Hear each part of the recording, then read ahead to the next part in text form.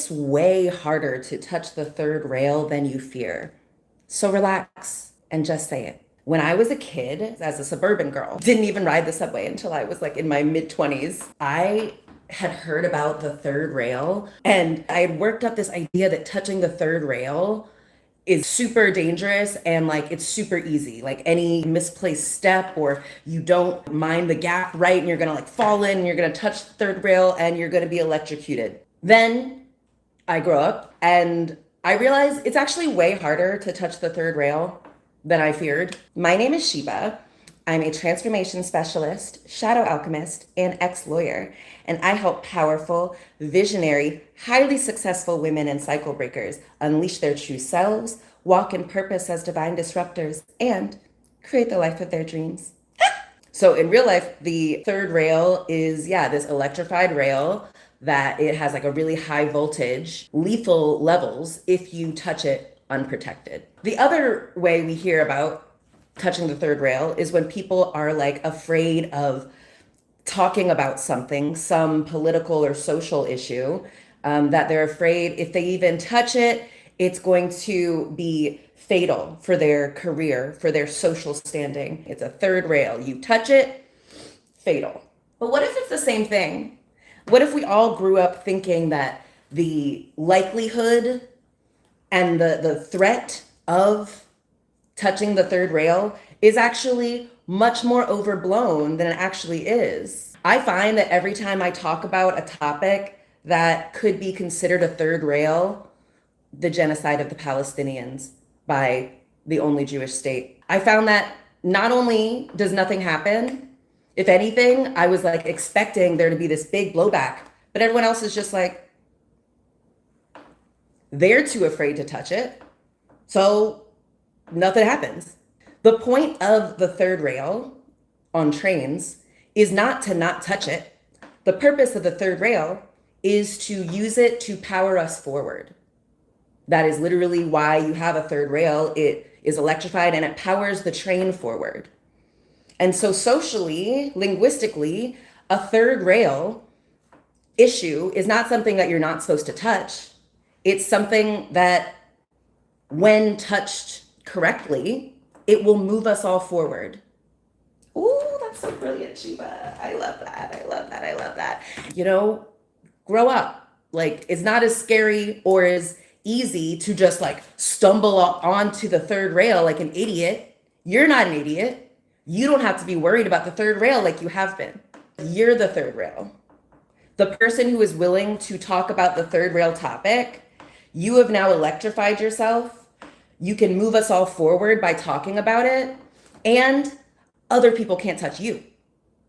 You're the third rail. The third rail doesn't have to be afraid of touching itself. The third rail is just like, oh, great, everyone's staying away from me, and everyone relies on me. Without me, these hoes would just be waiting in this hot ass subway station. What are those issues? Because the point of those issues, the third rail issues, is not to never touch it. It's to approach it correctly so that you can harness the power and move us all forward.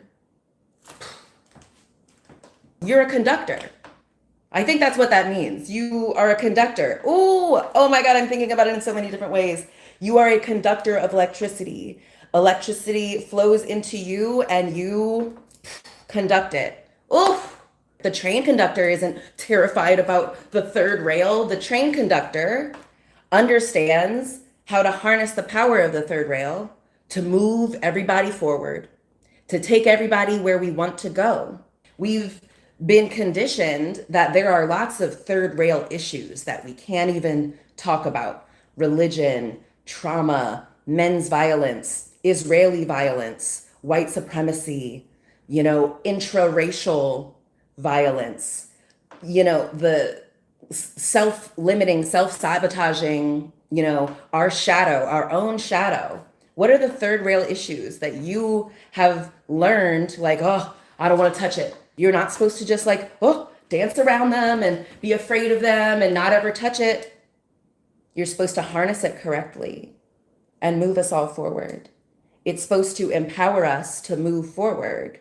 That's so brilliant, Sheebs. God damn it. I love that. And yeah, you are the third rail. You are the conductor and you are the third rail and you are the source. You're the electricity. You're all of it. Okay. So you can't be afraid to say it.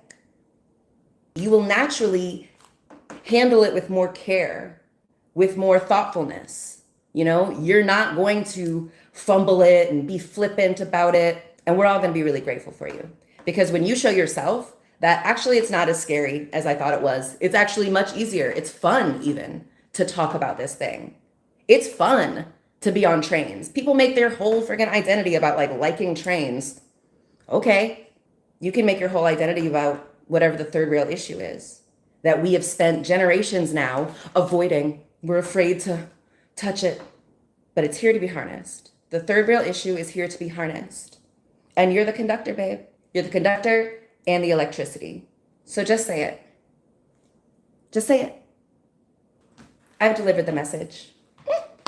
Like, comment, subscribe. Let me know what you think. And as you stay with me, you are going to see how I became the woman who went from easily making $5,000 every month to effortlessly making $100,000 every single month. And I did that in part by getting over my fear of touching the third rail socially, linguistically. You know, don't go stumbling onto the third rail, okay, in real life. I don't want to see that, but I do want to see you harnessing the power of the third rail and moving us all forward, okay? All right, my darlings. I'll talk to you Earth Angels tomorrow, okay? Love you.